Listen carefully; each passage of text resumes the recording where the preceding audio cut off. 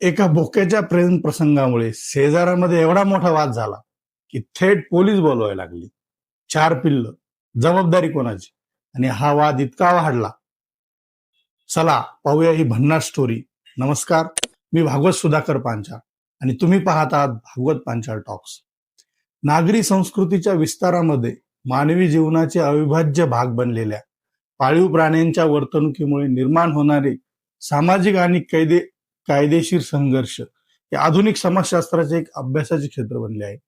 अलीकडच्या काळात सोशल मीडियावर व्हायरल झालेला बोक्याचा प्रेम प्रसंग आणि त्यातून उद्भवलेला वाद हा केवळ एक मनोरंजक विषय नसून तो शहरी वस्त्यांमधील जागा, जबाबदारी आणि प्राण्यांच्या नैसर्गिक प्रवृत्ती यांच्यातील संघर्षाचे प्रतीक आहे. जेव्हा एखादा पाळीव बोक्याने शेजारच्या मांजरीला गरोदर केल्याची बातमी समोर येते, तेव्हा त्याकडे केवळ एक जैविक घटना म्हणून न पाहता समाजात त्यावरून तीव्र स्वरूपाचे वाद निर्माण होत असल्याचे दिसून येते. या प्रकारच्या घटनांमध्ये मालकी हक्क, आर्थिक जबाबदारी आणि शेजाऱ्यामधील सामाजिक संबंधाची गुंतागुंत खोलवर रुजलेली असते. बेंगळूरच्या शेषाद्रीपुरम भागात घडलेली घटना आधुनिक शहरी पाळीव प्राणी मालकीमधील आव्हानांचं एक टोक गाठलेलं उदाहरण आहे. या घटनेचे मूळ एका पाळीव बोक्याने शेजारच्या मांजरीशी केलेल्या संसर्गामध्ये होते. त्यातून 4 पिल्लांचा जन्म झाला. ही घटना केवळ प्राण्यांच्या नैसर्गिक प्रजननापुरती मर्यादित न राहता तिने एक भीषण वादाचे स्वरूप धारण केले. मांजरीच्या मालकिनीने आपल्या पाळीव मांजरीने पिल्लांना जन्म दिल्यानंतर अत्यंत संतप्त प्रतिक्रिया व्यक्त केली. तिचा युक्तिवाद असा होता, ज्या अर्थी शेजारचा बोका या पिल्लांचा पिता आहे, त्या अर्थी त्यांच्या संगोपनाची सर्व जबाबदारी आणि खर्च बोक्याच्या मालकानेच उचलला पाहिजे. वादाचा घटनाक्रम आणि टोकाची भूमिका हा वाद रविवारी सकाळी 7च्या सुमारास शिगेला पोहोचला, जेव्हा मादी मांजरीच्या मालकीने आपल्या मुलीसह 3-4 पिल्ले शेजारच्या दारात नेऊन टाकली. या कृतीमुळे दोन्ही कुटुंबामध्ये जोरदार शाब्दिक चकमक उडाली. तणाव इतका वाढला की मादी मांजरीच्या मालकीने शेजारच्या मुलावर ऍसिड टाकण्याची धमकी दिली. या टोकाच्या भूमिकेमुळे बोक्याच्या मालकाने तातडीने 112 या आपत्कालीन क्रमांकावर संपर्क साधून पोलिसांची मदत मागितली. शेषाद्रीपुरम पोलीस ठाण्याच्या होयसाळ गस्ती पथकाने घटनास्थळी धाव घेऊन परिस्थिती नियंत्रणात आणली.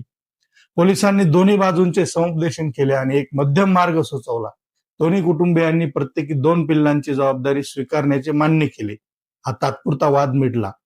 मात्र या घटनेने शहरी भागातील पाळीव प्राण्यांच्या मालकामधील जबाबदारीच्या जाणीवेवर प्रश्नचिन्ह उपस्थित केले. शहरी भागात राहणारे लोक अनेकदा प्राण्यांच्या नैसर्गिक कृतीकडे मानवी नीतिमत्तेच्या दृष्टिकोनातून पाहतात. बोक्याचा प्रेम प्रसंग हे शीर्षकच मुळात प्राण्यांच्या जैविक प्रजननाला मानवी भावनांची जोड देणार आहे.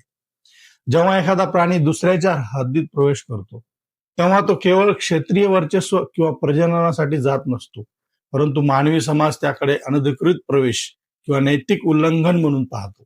बेंगळूरच्या प्रकरणातील सर्वात विचित्र पैलू म्हणजे प्राण्यांच्या जगात पितृत्व शोधण्याचा प्रयत्न.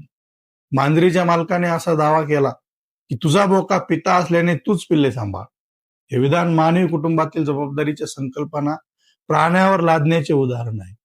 प्रत्यक्षात मांजरीच्या एकाच वेतातील पिल्ले वेगवेगळ्या नरांचे असू शकतात, ज्याला विज्ञानात सुपर फेकंडेशन म्हणतात, ज्यामुळे अशा दाव्यांना कायदेशीर किंवा शास्त्रीय आधार उरत नाही. बोक्याचा प्रेम प्रसंग ठरला वादग्रस्त. ही बातमी केवळ 2 शेजाऱ्यामधील किरकोळ भांडण नाही, तर ती आधुनिक शहरी जीवनातील एका मोठ्या समस्येची नांदी आहे. प्राण्यांना पाळणे हा केवळ आनंदाचा भाग नसून ती एक मोठी सामाजिक आणि कायदेशीर जबाबदारी आहे. बेंगळूरच्या घटनेतून हा धडा मिळतो की जर आपण आपल्या पाळीव प्राण्यांच्या वर्तनावर आणि प्रजननावर नियंत्रण ठेवले नाही, तर त्याचे रूपांतर थेट गुन्हेगारी स्वरूपाच्या वादात होऊ शकते. निसर्गातील प्राणी आपापल्या प्रवृत्तीनुसार वागतात, परंतु मानवाने त्यांच्या या कृतींना स्वतःच्या सोयीनुसार किंवा अहंकाराच्या चौकटीत बसवण्याचा प्रयत्न केला की संघर्ष अटळ ठरतो. पुण्याचा कॅटकॉस असो किंवा बेंगळूरचा पितृत्ववाद, या सर्वावर एक कायमस्वरूपी उपाय आहे आणि तो म्हणजे जबाबदारी, मालकी आणि वैज्ञानिक दृष्टिकोन. जोपर्यंत समाज नसबंदीसारख्या उपाययोजनाकडे सकारात्मकतेने पाहत नाही आणि प्राण्यांच्या नैसर्गिक गरजांचा आदर करत नाही, तोपर्यंत असे व्हायरल व्हिडिओ आणि त्यातून निर्माण होणारे वाद थांबणार नाही. नागरी प्रशासनाने या विषयावर अधिक स्पष्ट धोरणे आखण्याची हीच योग्य वेळ आहे. पाळीव प्राणी ठेवणं म्हणजे फक्त प्रेम नाही, तर जबाबदारी आहे. जर आपण योग्य काळजी घेतली नाही तर छोट्या छोट्या गोष्टी मोठ्या वादात बदलू शकतात. तुमचं या विषयावर काय मत आहे कमेंटमध्ये नक्की सांगा. आणि अशाच भन्नाट स्टोरीजसाठी चॅनलला लाईक, शेअर आणि सबस्क्राईब करायला विसरू नका.